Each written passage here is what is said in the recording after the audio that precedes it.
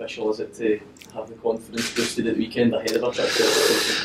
Well, it is because I always say there's lots of different ways to win games, and but when you do it in the style that we did it on Saturday, it can only give you confidence because there was a lot of players probably had the best performances for a wee while. We won at Ross County the week before in a battling performance, but not a great deal of quality.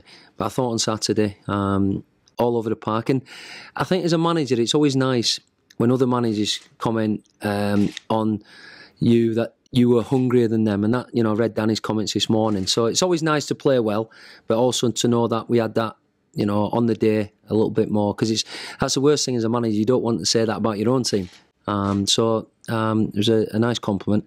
But we know we're going to have to, every game we play, but certainly going up to Aberdeen, we're going to have to be at its best, and it should be a good game. No problem taking points off the kind of bottom half of the table. So yeah. Is this a good chance to go on and try and do it against one of the teams at the top end? Yeah, well, we've got to try to do it, obviously. It's quite an amazing stat at the minute. As I say, we've won the 10 games and we've been against teams in the bottom 6.